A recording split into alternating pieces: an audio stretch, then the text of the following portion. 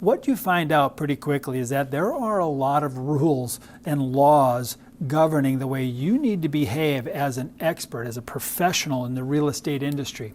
And really the one that comes to mind first and foremost is the Federal Fair Housing Act. And second is probably the Americans with Disabilities Act. Let's go ahead and take a look at a full description of what those two items cover and how they actually play in our world. And the key for you to keep in mind is that it's not our intent, it's our actions that speak loudest when it comes to the Federal Fair Housing Act and the Americans with Disabilities Act. Let's take a look. Thanks for coming in. Today we're going to talk about the Fair Housing Acts and Americans with Disabilities. These are important acts for you guys to understand while practicing real estate. I've heard of the Fair Housing Act. It has certain protected groups of people, right? Yes, that's correct. You can't discriminate against the protected classes in real estate. Race, color, national origin, religion, sex, disability, and familial status. Do you guys have any questions? What does familial status mean? That's a good question. A family can be as small as a single individual. Familial status is defined as one or more individuals under the age of 18 living with a parent or guardian. It also includes women who are pregnant. So are families always protected, or are there exemptions to that? So there is an exemption for senior housing. It's illegal to advertise properties for adults only or to indicate a preference for a certain number of children. How do we make sure we're following this law in our everyday practice? You have to make sure that you're not leaving out members of the protected classes or engaging in activities that are exclusive to these members. Like in advertising, I know we can say things like master bedroom, but we can't say bachelor pad. Exactly. Advertisements of properties for sale or rent can't include any language indicating a preference or a limitation. No exemptions to this rule exists, regardless of how subtle the choice of words. For example, I was showing a property. It was a new construction home, and it had a master suite, and it had a bedroom with an ensuite. I referred to this as a princess suite, and a man and a son didn't really enjoy that because he has a son, not a little girl, right? It seems like there's a lot of gray area. How do we know?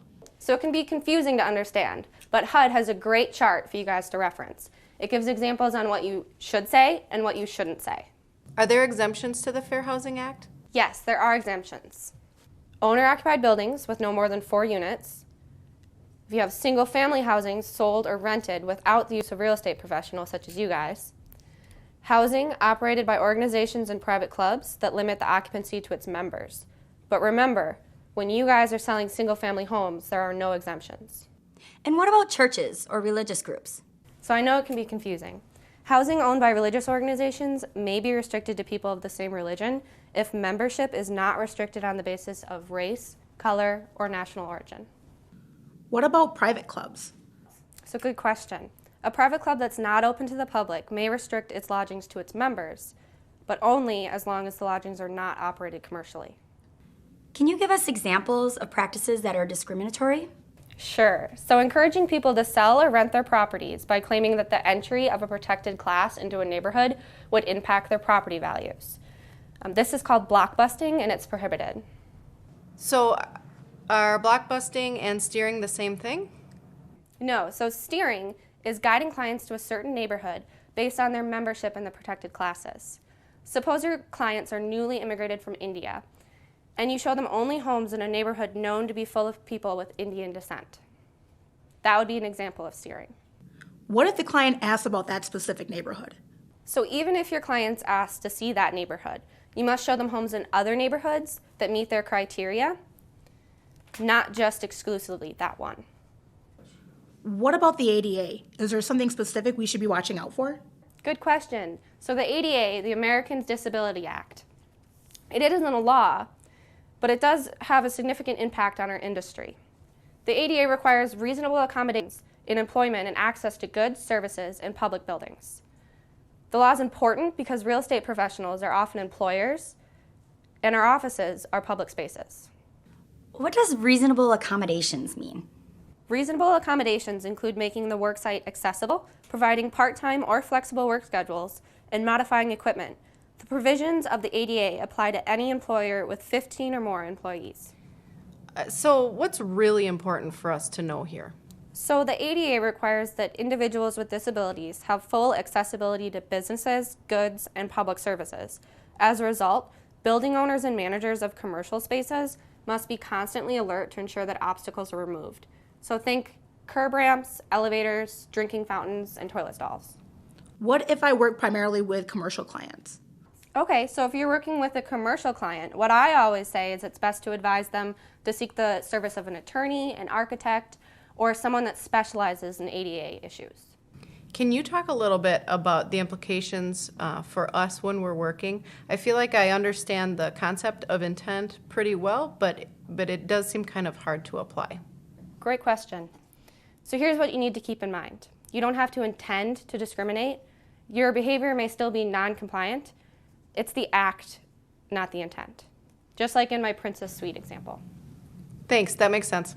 Well, thanks for coming in today. I'm available if you guys have any questions.